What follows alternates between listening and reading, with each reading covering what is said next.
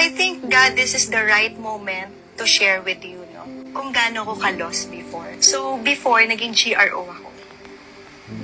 And walang nakakaalam. Kala ko yun yung easiest way for me to survive. So, sinabi ko sa kanya yung hirap na pinagdaanan ko as magulang kung bakit kailangan kong gawin yung mga bagay na yun.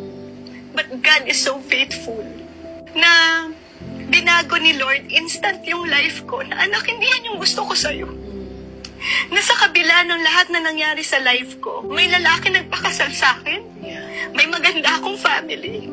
May maganda akong buhay kasi ang promise ni Lord sa akin, tinupad niya. That's the beauty of the gospel, and only the gospel has the power to take the darkest story and turn it into a masterpiece of grace. Maaaring nakikita tayo ng mundo as a sinner, but God sees us as His children. Grabe, no? From brokenness to a beautiful family. Indeed, our God is the God of restoration. Hindi lang nililinis ng Diyos ang buhay mo, kundi pinapalitan niya to ng bago. 2 Corinthians 5:17, sabi doon, di ba?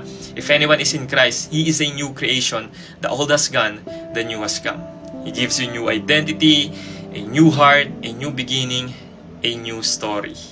And only the gospel can give that kind of transformation. Because the blood of Jesus does not just forgive. It adopts, it washes as white as snow.